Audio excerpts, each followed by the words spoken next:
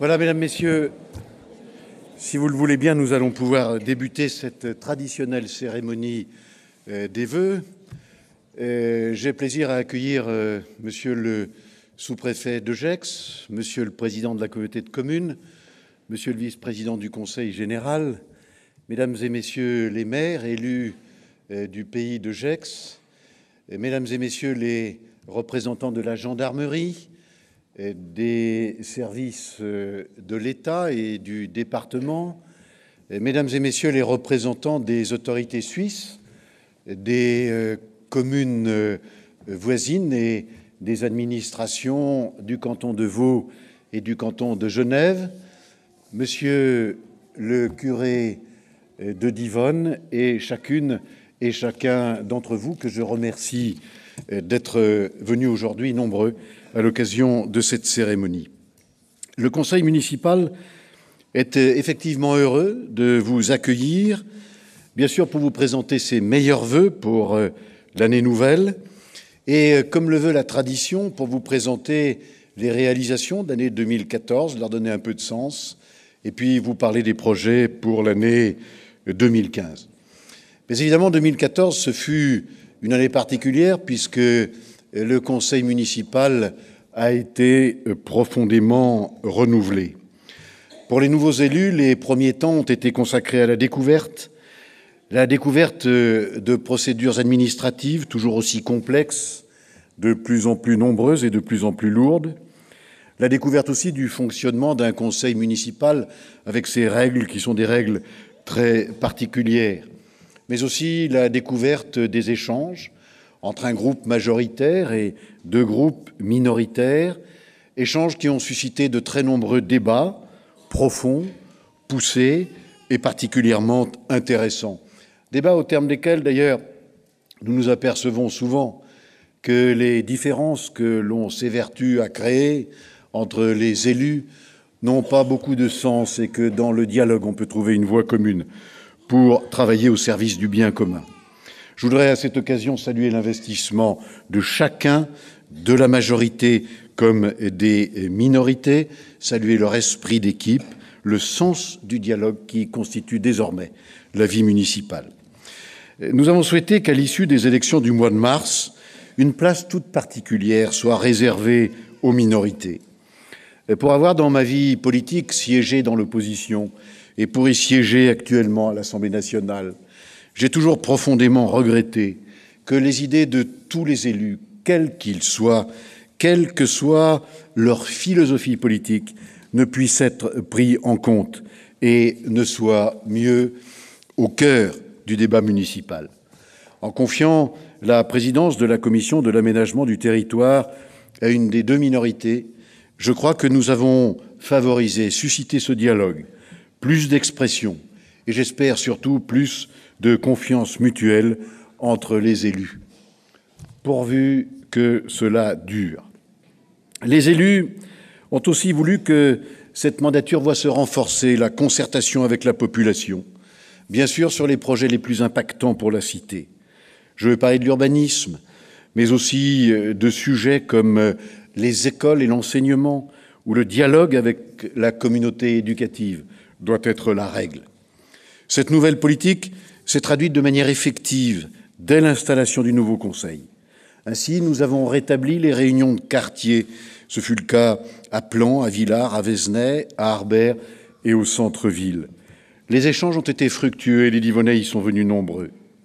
Nous avons organisé aussi des réunions avec le voisinage des projets, particulièrement, évidemment, des projets contestés, et je pense surtout à celui de la maison médicale.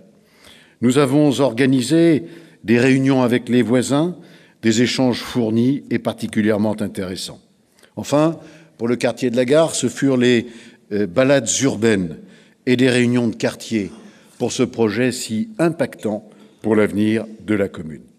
Puis je rappelle enfin, parce que c'est le jour et que vous êtes nombreux, que toute personne de Divonne ou des alentours qui souhaite rencontrer le maire ou le parlementaire peut venir à la mairie, même sans rendez-vous, le lundi matin, et que vous serez reçus, que vous serez écoutés, mais surtout que vous serez entendus.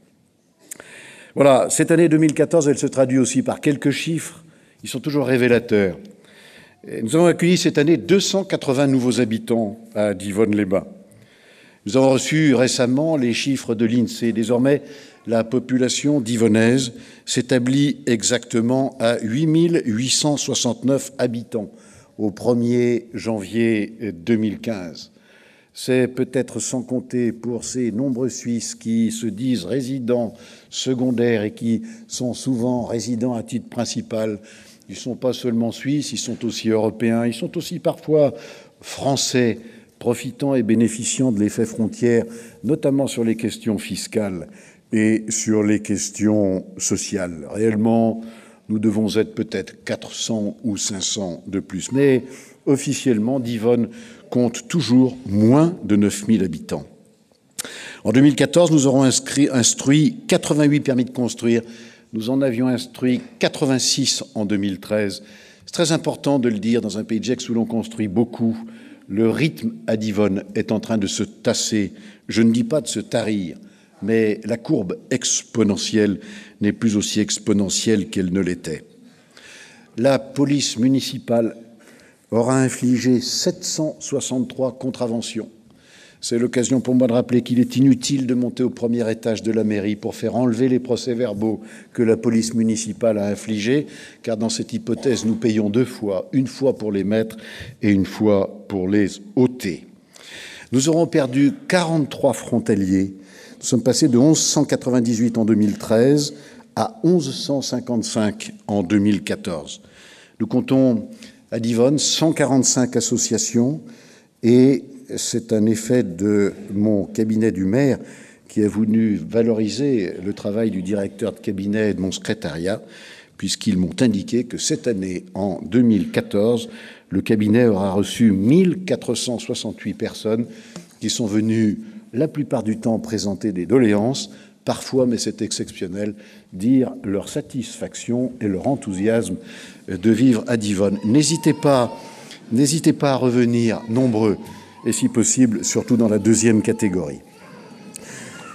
2014 aura évidemment vu Divonne changer. D'abord changer avec une nouvelle entrée de ville. Cette nouvelle entrée, dont on a beaucoup parlé, et il n'y avait rien de plus naturel car c'était des travaux lourds et impactants, aura profondément changé l'image de Divonne, aura renforcé son caractère touristique. Désormais, passant la frontière venant de Crassier, ou venant, de Chavannes, nous rentrons dans une ville où l'image thermale, où l'image de ville d'eau aura été considérablement renforcée. Le trafic a été fluidifié et Divonne s'honore d'avoir créé le premier P+R sur la frontière pour favoriser le transfert des voitures individuelles vers le transport public. Changer la ville, ça a été aussi le changement profond du quartier de Pertan. Un nouvel immeuble, de nouveaux commerces, de nouveaux aménagements routiers et urbains, de vastes espaces publics particulièrement bien fleuris et arborés par les services techniques, les services des jardins et le service floral de Divonne. Ce fut surtout l'aménagement de la halle couverte, un équipement qui aujourd'hui fait l'unanimité et qui permet de créer de très nombreuses manifestations, bien sûr des marchés, mais aussi des manifestations culturelles, des manifestations ludiques. Tout cela a redonné vie à ce quartier de Pertan. Changer la vie, ce fut aussi le changement de la vie des familles. En 2014, nous avons réceptionné la fameuse école Guy de Maupassant avec, hélas, beaucoup de retard. 15 classes, un centre de loisirs, une maison d'assistance maternelle, des voiries, des parkings totalement renouvelés, une école à l'architecture superbe ouverte sur le Mont Blanc et particulièrement fonctionnelle. Ça a été aussi pour nous l'occasion de favoriser l'aménagement du temps scolaire, un aménagement qui aura fait beaucoup de débats. C'est une réforme qui a généré des mouvements d'humeur chez les enseignants, avec évidemment les inévitables grèves à la française.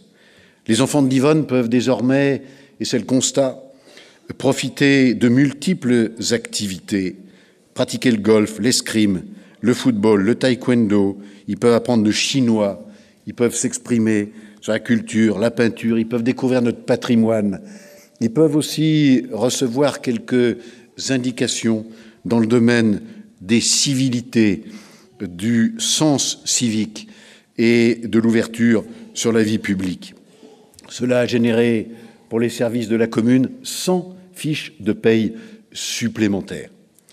J'ai toujours affirmé, je suis favorable à cette réforme sur le fond, parce que c'est une réforme qui va permettre aux communes, aux familles, aux associations, à la société civile de rentrer dans le système éducatif français, qui est un système à mes yeux trop fermé, trop cloisonné et insuffisamment ouvert sur la société civile.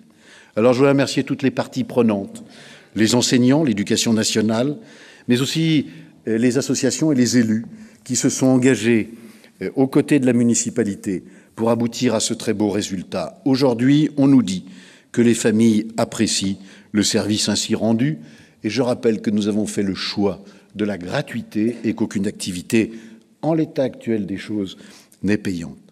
Ajoutons à cela que les écoles privées des hameaux accueillent désormais 104 élèves. Changer la vie, ce fut aussi changer nos activités culturelles. L'Esplanade est devenue un phare des activités d'Yvonnès, un très beau vecteur de ce que nous sommes, de convivialité, d'ouverture sur le monde, de moments heureusement partagés autour de spectacles venus du monde entier. 34 spectacles, 100 événements à caractère culturel, des résidences d'artistes, des ateliers pédagogiques, 281 journées d'accueil ici dans l'Esplanade. C'est aussi une médiathèque qui a accueilli pratiquement 40 000 visiteurs cette année. Changer la ville, ça a été aussi le changement du plan de circulation. Ça a été le cas à Vézenay, où ça s'est assez bien passé. Et c'est le cas aujourd'hui à Harbert, où ça se passe un peu moins bien. Mesdames et messieurs, nous avions dit que nous allions lancer une expérience. Cette expérience, nous allons la faire pendant 6 mois, jusqu'au début du printemps. S'il faut l'écourter, nous l'écourterons. Toujours problématique, les questions de circulation. Quand on change quelque chose, ça fait autant de malheureux que de gens heureux. Mais les gens heureux en France ne le disent jamais. On n'entend donc que les malheureux. Donc on est mécontent, donc on revient à la situation antérieure, qui, elle, ne donne souvent satisfaction à personne. C'est la règle de la politique. Mais nous allons bien observer ce qui se passe. S'il faut changer, nous le ferons. Enfin, cette année 2014 aura vu tourner pour la première fois notre aqualienne. Vous savez, dans la vie publique, il y a toujours le marronnier, ce que les journalistes appellent le marronnier. Les Gessiens et les Vaudois appellent ça les charrues à chiens, c'est-à-dire ce genre de dossier pénible où rien ne va, parce que dès le jour où vous avez signé le permis de construire ou l'autorisation de fonctionner, à ce moment-là déferle sur vous une avalanche d'inconvénients. Et pour l'aqualienne, on a été particulièrement gâtés à cet égard. L'aqualienne, c'est une bonne idée. Je rappelle qu'à la fin de cette mandature, nous voulons que Divonne produise l'intégralité de l'énergie qu'elle consomme en énergie renouvelable, c'est-à-dire avec les aqualiennes et c'est-à-dire avec l'énergie solaire. On est en train de réfléchir aussi à l'énergie éolienne. Alors il a fallu faire des travaux énormes. Ils ont impacté le voisinage, l'aqualienne faisait du bruit. On a des ingénieurs puissants en France. Ils avaient oublié qu'une aqualienne, ça fait du bruit. Et comme ils sont ingénieurs, ils ont pu trouver une parade. Elle a été un peu tardive, ça nous a un peu retardés. Mais surtout, les porteurs de ce projet avaient oublié qu'à Divonne, il est une espèce en voie de disparition qui s'appelle le chabot. Personne n'en a jamais entendu parler. C'est un poisson qui vit dans notre rivière. En termes scientifiques, il s'appelle le cotus. Il y en a 7 variétés, le duranie, la turie, l'ispaolésanis, le chabot à tête courte en termes vernaculaires, le chabot à tête plate, le chabot commun, le chabot piquant, le chabot côtier, le chabot de mer et le chabot des torrents. Je ne sais pas celui qui a eu la mauvaise idée de remonter du lac Léman pour venir vivre dans notre rivière. Mais le chabot, il faut que vous le sachiez, aura généré environ 1 an de retard pour le fonctionnement de l'aqualienne. Parce que le chabot vit dans une eau tranquille. Il remonte la rivière à partir du mois d'octobre, ce qui rend impossible les travaux sur l'aqualienne du mois d'octobre jusqu'au mois de mars. Et c'est la raison pour laquelle l'aqualienne ne fonctionne pas, parce qu'il faut faire encore quelques travaux sur la rivière et surtout s'attacher à ce que le chabot ne soit pas gêné et qu'il puisse continuer à vivre paisiblement. Je vous souhaite en 2015... Je vous souhaite en 2015 de le rencontrer. Et je voudrais simplement dire qu'on vit dans un pays un peu schizophrène. C'est que d'un côté, la République, avec la loi sur la transition énergétique, nous demande de produire des énergies renouvelables pour ne pas polluer. C'est une très bonne chose. Et puis d'un autre côté, quand vous le faites, la même République, les mêmes services s'échinent à vous mettre des bâtons dans les roues et à vous poser toute une série de problèmes, à vous obliger à des études et à vous poser des difficultés sans fin. C'est un véritable problème français. Dans ce pays qui doute de lui, dans ce pays qui a peur, qui ne veut pas entreprendre, qui ne veut plus créer, qui ne veut plus innover, qui ne veut plus inventer, quand vous inventez, quand vous créez, vous vous apercevez que vous avez plus d'ennuis que vous n'avez d'avantages et parfois de considération. Voilà, que vive le chabot d'Yvonnet. Alors, que sera l'activité en 2015 ? Vous savez, pendant cette campagne électorale, et je crois, je le dis, il y a eu des sujets de divergence dans l'opinion, et c'est une bonne chose que l'on en parle. Il y a eu une certaine unanimité sur 4 dossiers qui feront la mandature qui s'est ouverte cette année.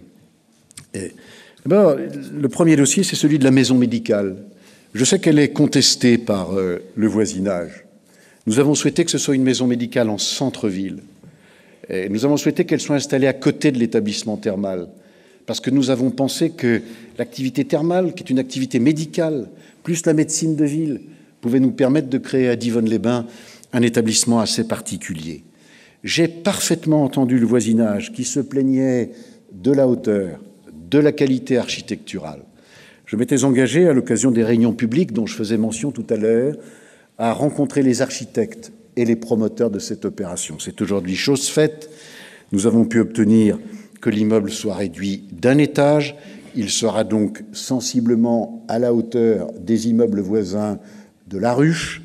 Nous avons fait en sorte que les questions de circulation soient réglées pour ne pas gêner le voisinage, et nous ferons en sorte que des aménagements urbains, que des plantations réduisent au strict minimum l'impact de cet immeuble dans ce quartier de Divonne. Je le dis, nous sommes très attachés à cette réalisation.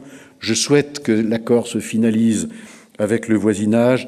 Je souhaite surtout que nous puissions accélérer la réalisation de cette maison médicale pour proposer des locaux fonctionnels et des loyers particulièrement attractifs à nos médecins. Le permis devrait être redéposé au mois de février.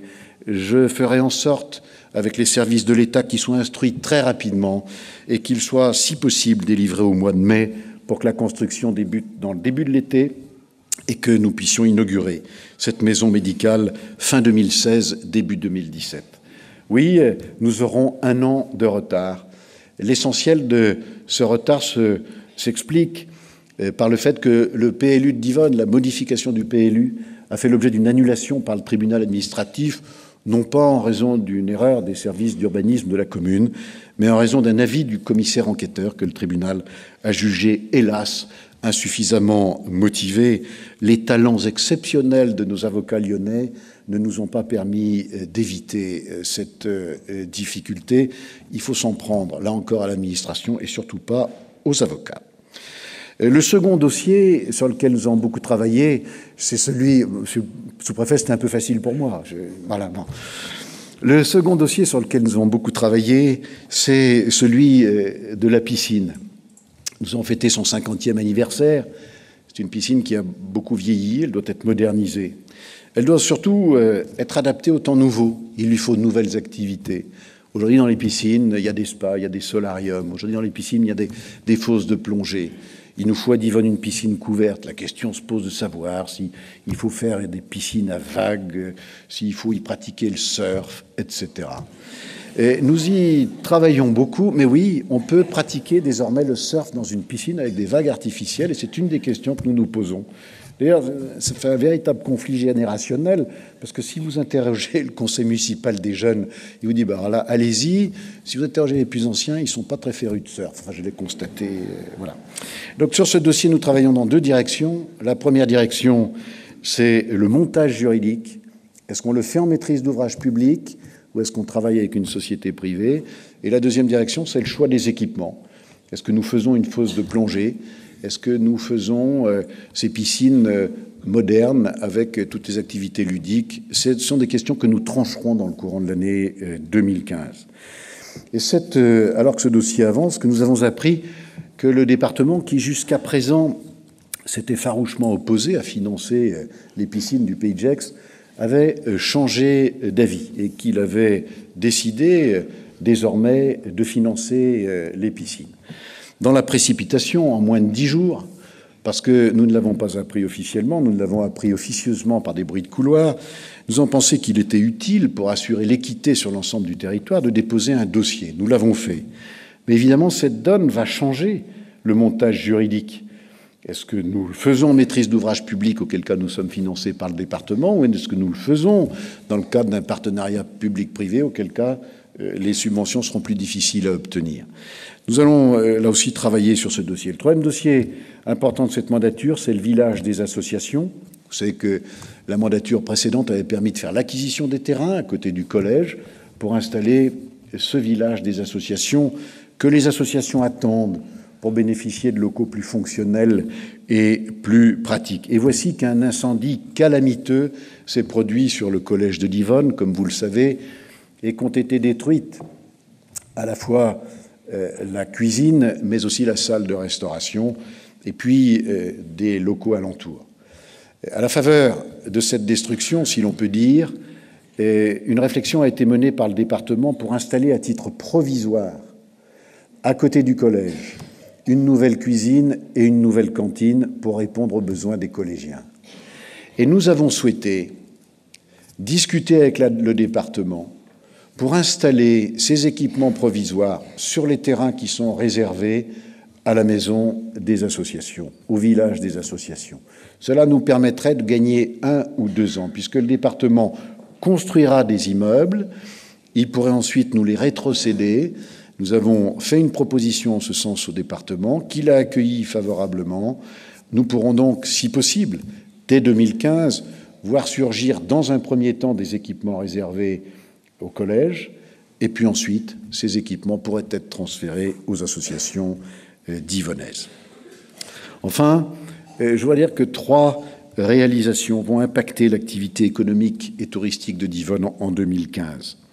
C'est évidemment l'îlot de Vigny, avec la réception d'un parking de 100 places, qui va évidemment changer l'activité commerciale dans ce secteur de Divonne. C'est aussi le nouveau club hippique qui devrait voir et accueillir dans quelques semaines une très importante halle couverte pour développer des activités nouvelles. Puis enfin, c'est l'indication de la rhumatologie. Depuis une quarantaine d'années, Divonne perd des curistes pour toute une série de raisons. Le déremboursement par la sécurité sociale, le fait qu'à Divonne, nous avons longtemps accueilli des résistants, des déportés israélites, qui, au titre des dommages de guerre, se voyaient financer des cures à Divonne-les-Bains. Tout ça a changé. Il faut donc une nouvelle indication thermale pour relancer le thermalisme. Et nous avons, avec l'exploitant, choisi la rhumatologie. Le dossier est quasiment terminé. Je le dis avec satisfaction, l'eau de Divonne est bonne pour les rhumatismes. Et donc nous allons maintenant présenter à monsieur le préfet du département et à monsieur le préfet de région ce dossier de la rhumatologie. Je compte évidemment sur vous, monsieur le sous-préfet, pour nous accompagner dans ces démarches. Scientifiquement et techniquement, le plus dur a été fait. Nous souhaitons que maintenant, administrativement, les choses aillent très très rapidement. Et puis, je le dis avec un peu d'humour, ça pourrait permettre de soigner parfois le corps malade de l'État ou de l'administration, qui parfois, monsieur le préfet, je l'avais constaté. Voilà. En tout cas, on va faire ces démarches ensemble. Et moi, je compte vraiment sur l'investissement le vôtre, monsieur le sous-préfet, et celui de monsieur le préfet de l'Ain. Voilà. Quand on parle de tout ça, alors évidemment, la question se pose, mais et nos impôts.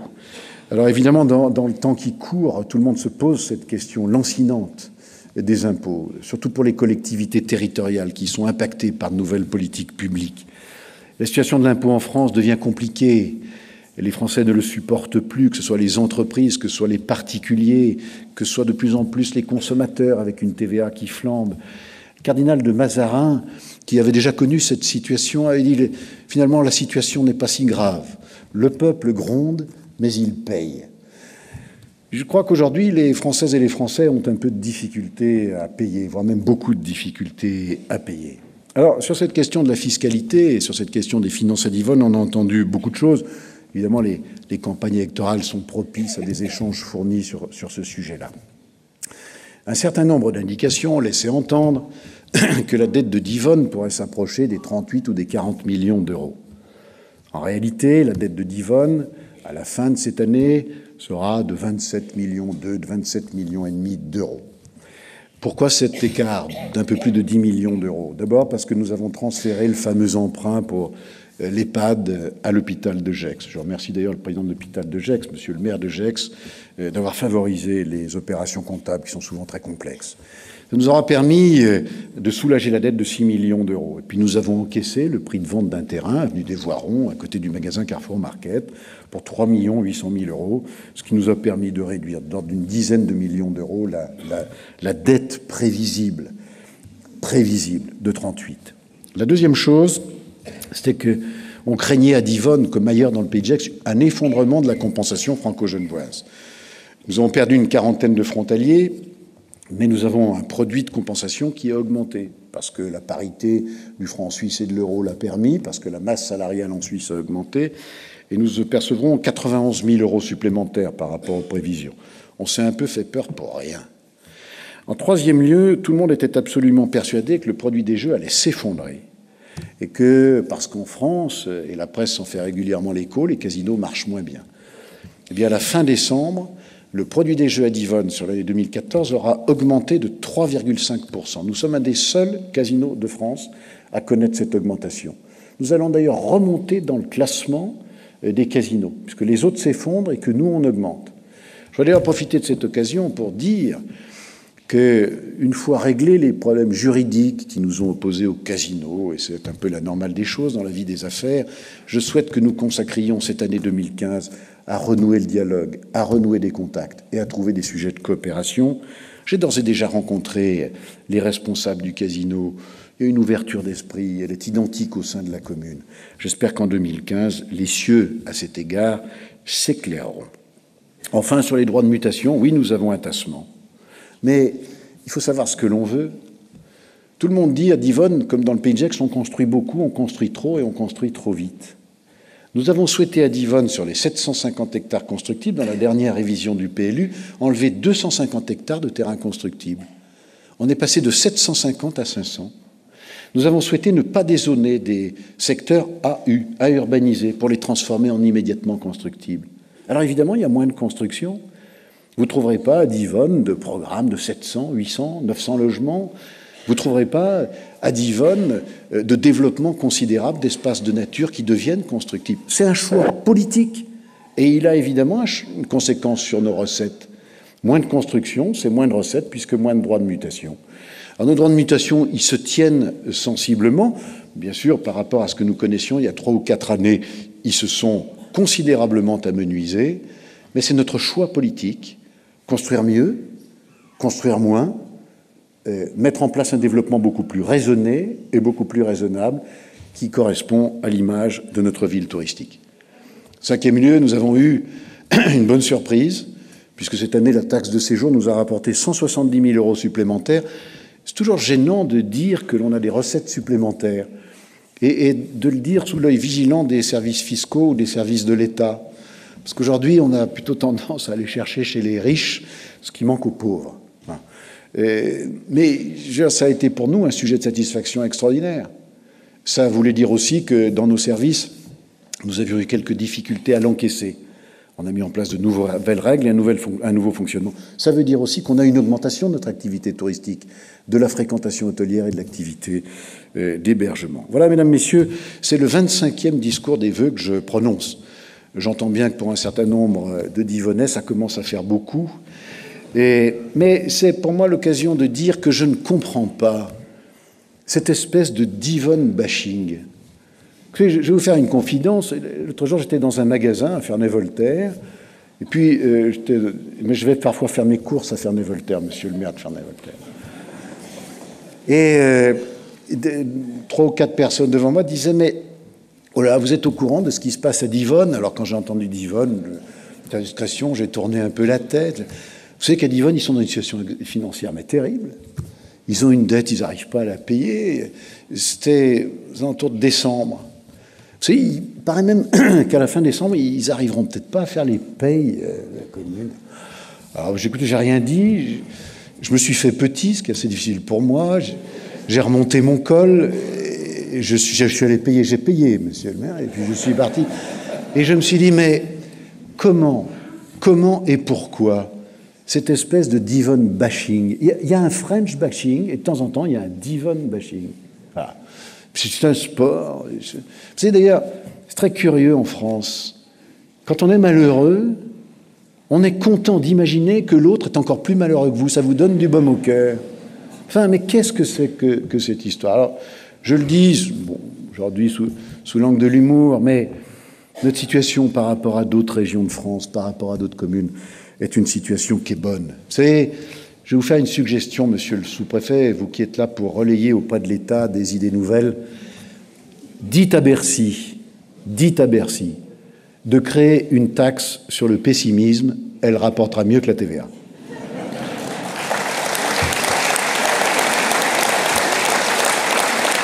Voilà. À ce titre-là, évidemment, nous n'augmenterons pas les impôts en 2015. C'est maintenant qu'il faut applaudir. Nous n'augmenterons pas les impôts en 2015. Alors bien sûr, on en investira moins que les années précédentes. Sur les années 2012, 2013 et 2014, Divonne aura investi environ 60 millions d'euros. Écoles, voiries, bâtiments publics. Nous nous sommes mis à jour en investissement. Et c'est d'ailleurs pour ça que nous avons souscrit une dette. Dans les années qui viennent, nous n'avons plus de gros investissements à réaliser. Et c'est la raison pour laquelle nous avons décidé, enfin je proposerai dans le débat d'orientation budgétaire et au conseil municipal de ne pas augmenter l'impôt en 2015. L'impôt, il faut l'augmenter s'il y a un projet en face. Si nous avions à construire un bâtiment important, une école, de gros aménagements à faire, nous le ferions. Mais ils ont été réalisés. Donc cette année, nous ne les augmenterons pas. Est-ce que ça va durer? Je ne peux pas cacher une certaine inquiétude et vous dire la vérité sur ce sujet-là.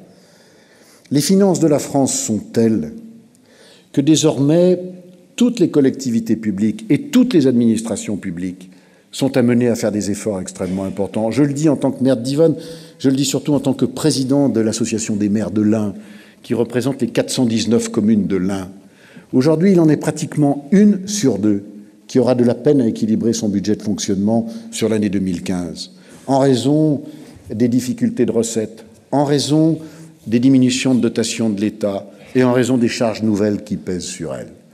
Alors, est-ce qu'on pourra, à Divonne, garder éternellement cette situation fiscale avantageuse, puisque nos taux d'imposition sont de la moitié des taux nationaux? Je le dis aux Divonnais, en France, en moyenne, votre taxe d'habitation ou votre taxe sur le foncier bâti, c'est 1 mois de valeur locative, c'est 1 mois de loyer.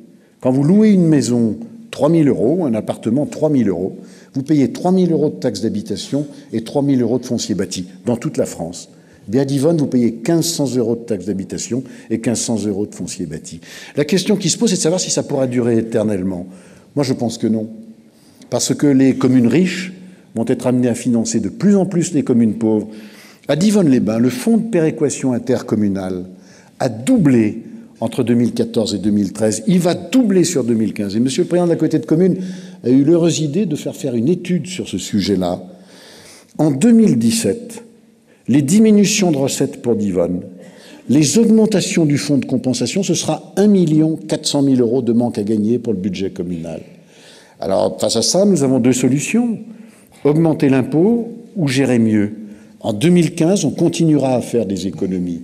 Mais au bout du bout, il faudra bien se poser cette question fiscale en 2016 ou en 2017. Voilà, mesdames et messieurs, ce que je voulais dire sur la situation des finances. Je souhaitais en parler parce que, comme le budget va être voté, c'est l'occasion d'en parler entre nous et de dire un certain nombre de choses. Je voudrais féliciter et remercier toutes celles et ceux qui travaillent sur nos budgets. Les questions financières sont devenues complexes. D'abord les élus, majorité, opposition, chacun nous a beaucoup apporté dans le débat budgétaire. Et puis aussi les services qui travaillent ardemment sur ces questions. Les services de Divonne, ils sont calés. Ce sont deux personnes qui essentiellement travaillent sur le budget dans le service des finances. Elles font un travail absolument exceptionnel et je voulais le saluer. Voilà. Pour faire face à cette situation nouvelle, la France réfléchit aujourd'hui à une nouvelle organisation territoriale. Je souhaitais en dire un mot et l'aborder sous trois aspects. Je pense que notre pays, qui dépense 15% de plus que l'Allemagne pour faire fonctionner sa sphère publique, va être amené à se poser la question de l'organisation territoriale. On ne pourra pas garder éternellement des communes, des communautés de communes, des départements, des régions, des pays, des parcs naturels, l'État, l'Europe.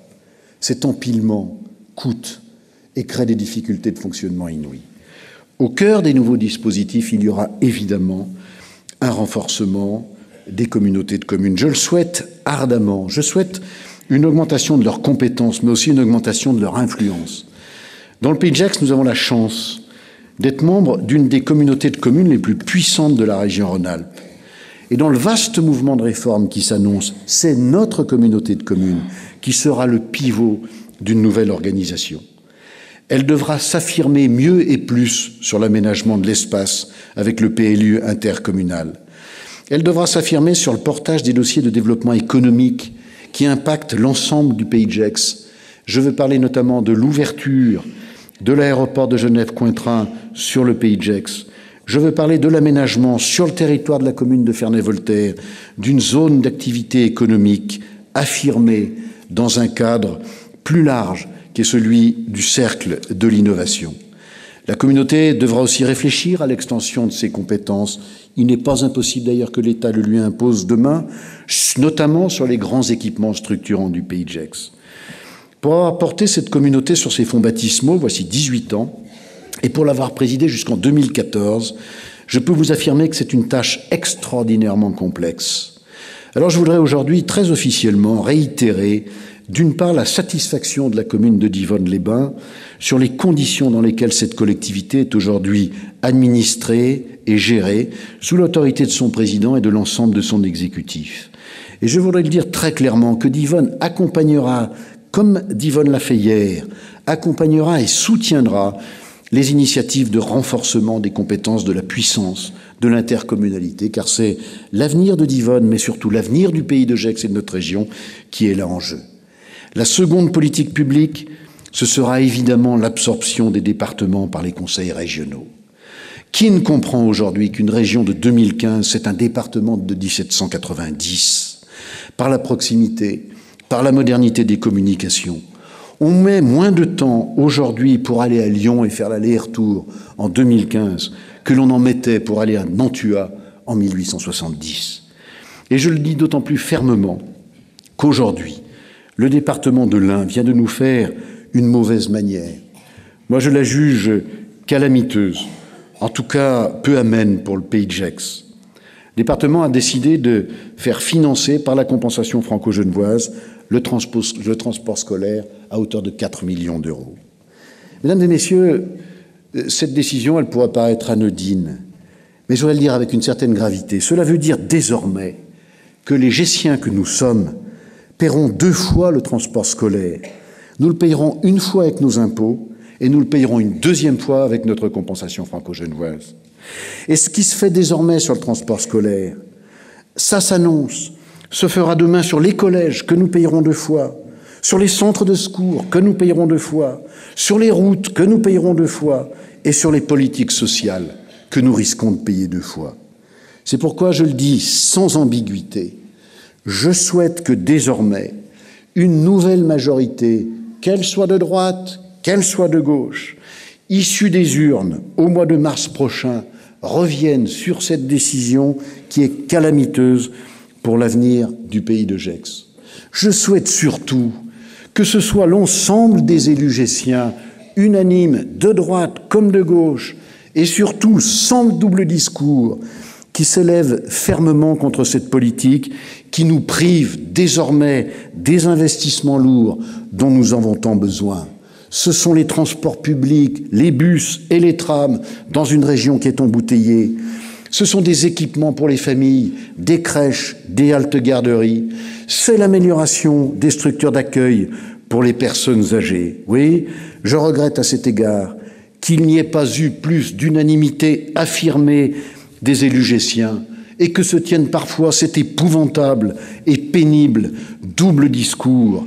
Un discours de colère dans le pays de Gex et un discours silencieux de soutien et de complaisance quand on est à Bourg-en-Bresse. Sur ce sujet essentiel pour le pays de Gex et le bassin belgardien, sur cette question particulièrement grave, j'en appelle à un véritable sursaut des élus gessiens.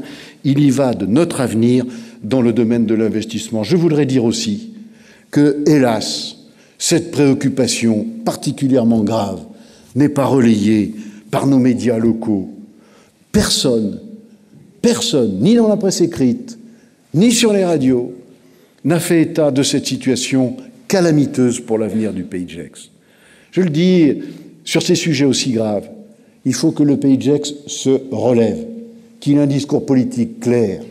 Nous sommes gessiens, influencés par Genève et par le canton de Vaud.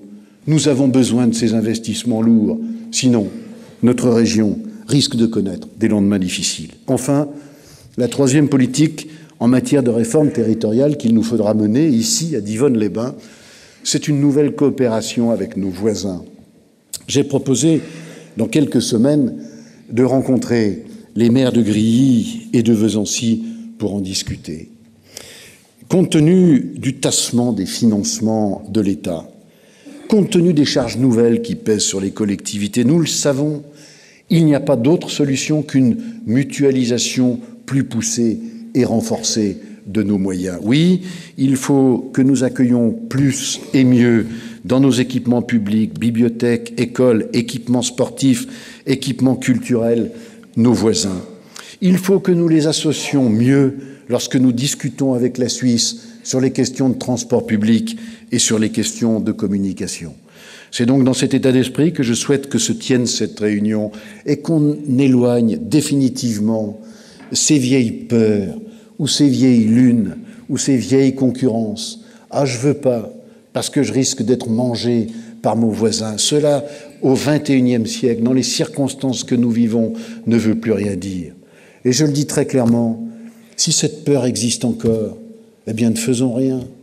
Mais ce serait dramatique pour notre région et particulièrement pour le nord du pays de Gex. Et si cette peur, c'est une vieille lune, c'est les vieilles histoires d'antan, alors allons-y, engageons-nous sur une politique nouvelle de coopération au cas par cas, comme nous le faisons en nous engageant avec la communauté de communes. Voilà, mesdames et messieurs, j'ai été très long, je le regrette. Je voudrais quand même terminer en remerciant et en félicitant tous les services de la commune, chaque agent qui font vivre notre collectivité. Ils sont plus de 140 aujourd'hui. Je voudrais le dire, je le dis souvent, que je respecte beaucoup et que je prends la mesure de leur engagement et de leur passion pour le service public. Ils sachent aussi, j'espère qu'ils sachent aussi tout simplement que les élus, qui ne le disent pas tout le temps, sont très sensibles à leur dévouement au service public. Cela concerne tous les services, ceux qui sont à l'extérieur, comme les services administratifs.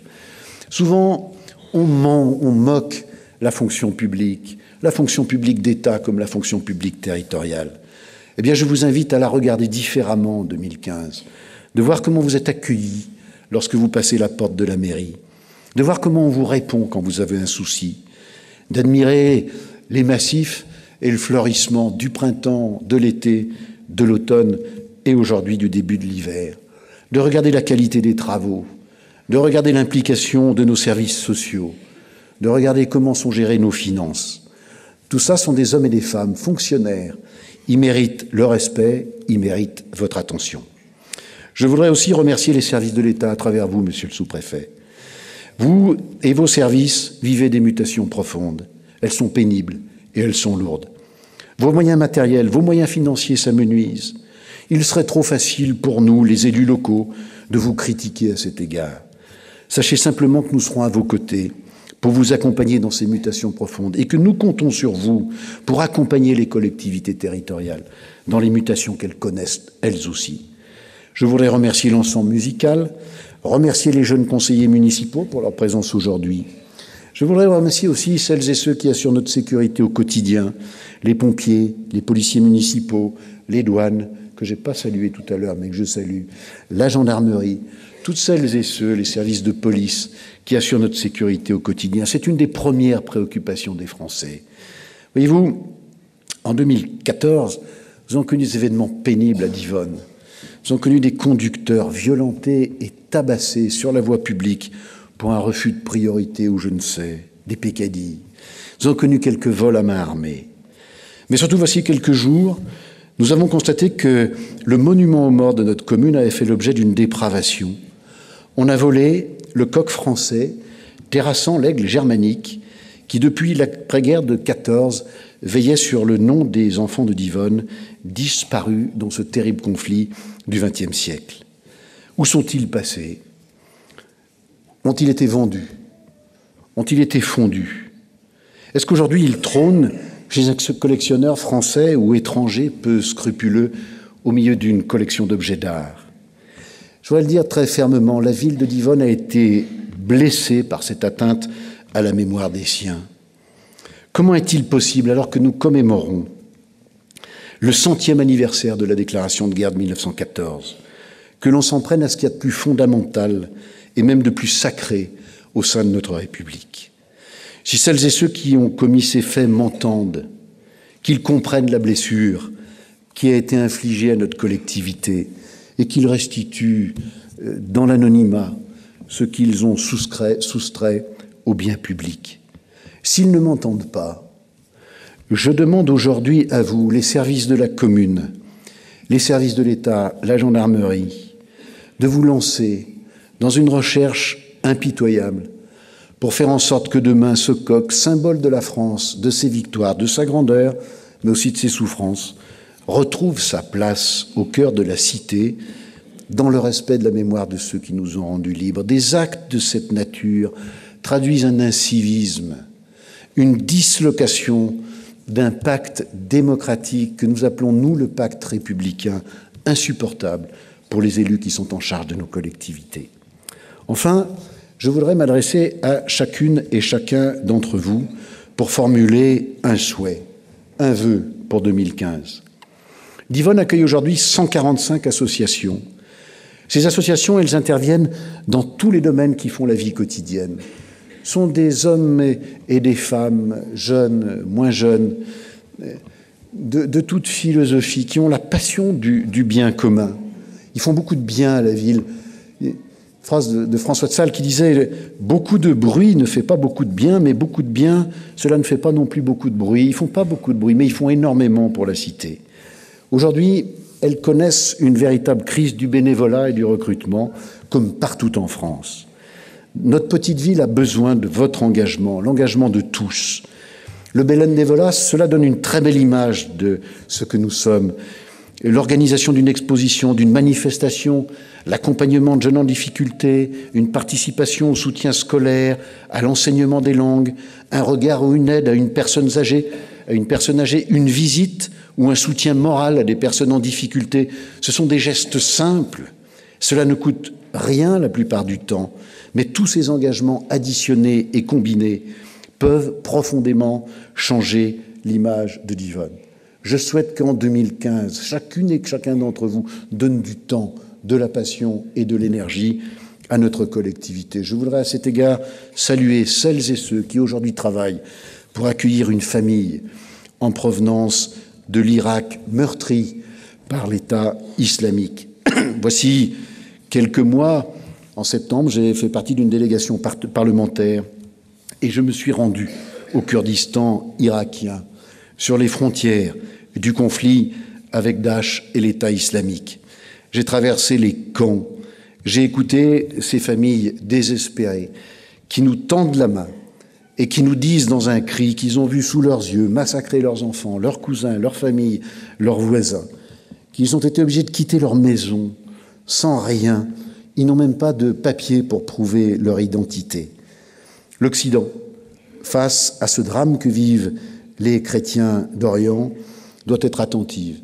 Et je remercie celles et ceux qui, à Divonne, travaillent aujourd'hui pour accueillir une famille. Lorsqu'elle sera là, nous en parlerons. Et j'aimerais que, là encore, les Divonnais s'engagent pour les accompagner dans une nouvelle vie que nous souhaitons leur offrir ici, sur notre territoire libre de France, une liberté qu'évidemment ils attendent et ils seront appréciés. Voilà, mesdames et messieurs, j'ai été très long, je vous remercie de votre attention. Je voudrais simplement, pour clôturer, vous dire que le Conseil municipal vous souhaite, à chacune et chacun d'entre vous, une très belle année 2015. Il vous souhaite tout simplement d'être très, très heureux en 2015. Merci.